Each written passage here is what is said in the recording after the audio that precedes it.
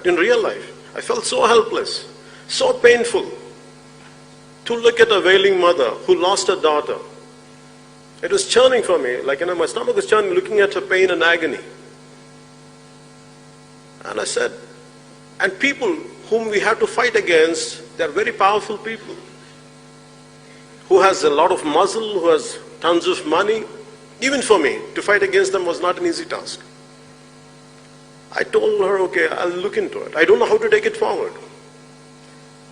Then I went ahead, slowly in 2-3 months, we gathered we gained some strength, we started addressing, and now finally a week back, we did a huge protest rally in our hometown called Kurnool, and we got the state government to make sure the case will be taken by CBI, and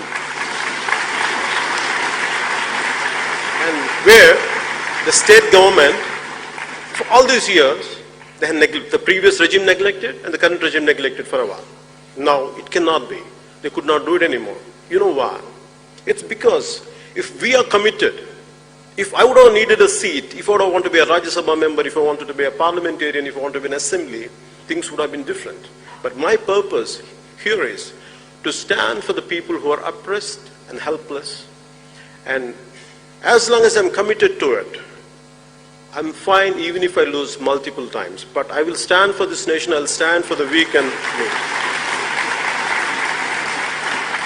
So, as you all are maybe looking forward to gain something, paying 1,000 rupees to be here in this kind of seminar for 4 days, truly I have to appreciate you and truly applaud you for your commitment and for coming all the way from different parts of India. And I appreciate Rahulji to initiate all this in School of MIT of especially for such an eminent institution to take forward this kind of seminars, which would really help people. It's not just people who are within this auditorium. Pan-India, who are looking at this seminar, they really get inspired and influenced. And I truly appreciate you for your patience.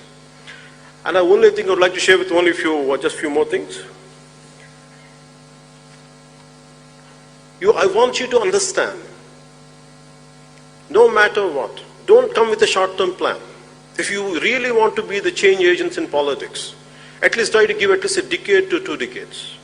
I have committed myself at least 2.5 decades in 2014 that I would commit for my nation, I would commit for my motherland, that I will, whatever I'm capable of doing, I'll do it, irrespective of whatever that I'll gain or lose. I'm going to give 25 years of my life for the nation which gave me birth. So don't expect immediate changes. Don't expect immediate transformation will happen, because your time is very valuable. So I want you to be practical. I want you to be really pragmatic. So I want you to have loads of time, loads of patience. Don't try to be mere armchair thinking. So if you're not talking about social media, anything is nothing, there is no, the problem with any medium or any kind of paper is not about how you do it, how are you going to use it. There are people on Twitter or on other social accounts who will do a very constructive job. There are another part of individuals who will be very destructive. It depends on which side you are on. Always try to be constructive, be properly, analyze a topic. Don't try to abuse people. Be practical. And regarding the time, I want you to understand, give enough time for yourself. Don't try to be, by the time you're almost been early 20s, at least, you have to give yourself at least 10 to 15 years to see a little change, a glimmer of hope. Just a little light to be seen on the other edge. Give yourself at least 10 to 15 years time. Don't expect immediate results. It is not an instant noodle to see results. But I had immense despair when I came into politics. I knew all this. I had visualized all this. I had visualized my own failure. I had visualized my own success. But very strongly I had visualized is, one day I will do my bit part to transform, to stand for this nation, and which I'm able to continue my journey just because I didn't seek anything, I didn't seek any personal power. I sought personal power to people who does not have any power. Instead of giving out your opinions on social media is not going to help alone. You should come out in open. You should practically, you should do some political action. Mere attending seminars is one thing, gaining knowledge is one thing, but actually at the grassroots level, when you work, the kind of knowledge is going to be different. The kind of experiences will be different. You'll be a transformed personality. So mere attending seminars is good, reading books is good, gaining knowledge is good, unless it is not practically being seen, not being at a grassroots level. If you don't go to the places, if you don't expose yourself certain experiences, the leadership quality would not come out. So I request you all to look into that. Instead of mere gaining knowledge, I want you to look into it. Try to gain some experience at a grassroots level, gain some real experiences, not experiences at a mere sitting on the internet.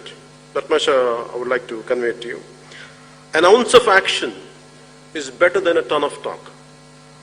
Be prepared to just a bit of practicality. Instead of gaining mere talking, I want you to be a bit practical. Get into hands-on experience. That would really help you. This, and what inspired me, what gives me hope is, when I said 25 years of my life, what made me to say that statement is, I'm not working for these times. I'm working for the generations to come. I'm working for your generation. It would take me time. This would. Because when I look at my own son's age, who is around 14, a little younger than that, I feel we have taken the greatest sacrifices done by our freedom fighters.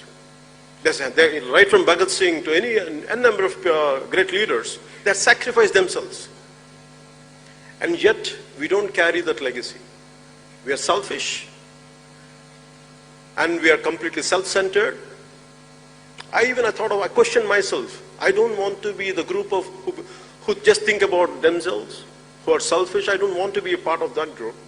Whether I'm being an actor or not, whatever best I could do, I don't want to be that kind of society who just merely thinks in a selfish manner. So I came out, I'm doing my bit part. I also request you to do your bit part. There are enough political ideologies out there. I want you to evaluate each and every ideology consciously. Understand everything. What is the pros and cons of each and every ideology, whatever the political parties are there. If you want to go into them, join in them. But I want you to understand completely. Is it what you are? Then please completely embrace it. Stick to it and fight for it. So, and what made me to say this is, in the country, the moment in one of my videos, they had shown that Swami Vivekananda, the great men like Swami Vivekananda, the great saints like Swami Vivekananda, who inspired me. And Martin Luther King Jr., who came to India, when he came to India, when he was in Bombay, when he looked at the riches of Bombay and the extreme poverty of Bombay side by side, and he was saying, only in a country like India, if the same situation had been prevailing in any other country, it would have led to bloody revolution. But only in India, how come nothing is happening? Why people are still able to smile? That is the greatness of our nation. That is the greatness of our nation. This is a land of Swami Vivekananda, land of Subramanya Bharati, land of Narayan Guru. Eminent great saints, eminent personalities, because who had selflessly sacrificed for this nation. Because of them, because of their spirit, this country will never get disturbed. No matter how many selfish elements are there, what kind of uncouth people are out there, but because of the kind of spirit we have, and there's nothing going to disturb that spirit, you're going to carry it forward. And whatever bit you can do for this nation, and that is going to be the hope. I have a great hope in this generation. I have an extreme hope in this generation. Paying 1,000 rupees to be all the way from here, all the way to Delhi, to listen to this kind of talks from different individuals, eminent individuals, that shows this country is going towards greatness. And I truly appreciate you for being here. I truly congratulate you for being here. And I would like to end with this small verse of poetry in Telugu. This is written by Mr. Seshendra Sharma, who was a recipient of Sahitya Akademi Award.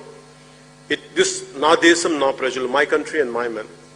This was shortlisted for Nobel Prize, though it was not selected. If you ever feel, as you want to get into politics, as you want to be leaders, leadership is all about solitude, solitariness. You'll be completely isolated. Not even a friend will stand by you. Not even a friend will understand you, what you're going through. At these times, what you need is, you have to keep on get hooked to certain inspirational lines. So try to read a lot of poetry. Try to read a lot of biographies. So for me, when I go through a complete loneliness, a depression, yet certain times I go through. So I only think of one thing. When I feel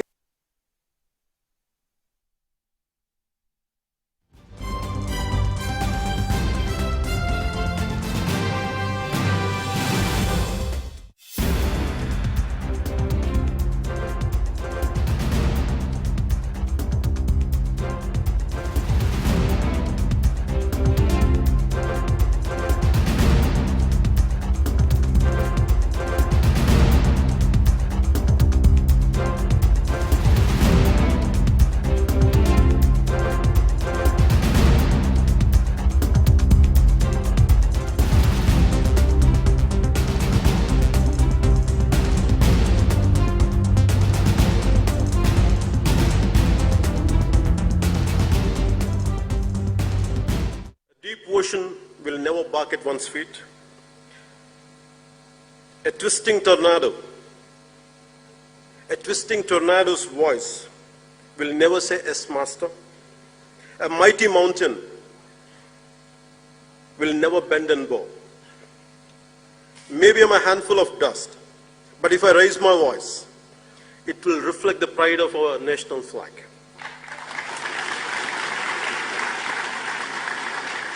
We should be grateful for the nation we are born in. And be patriotic, be accountable, be responsible for your actions.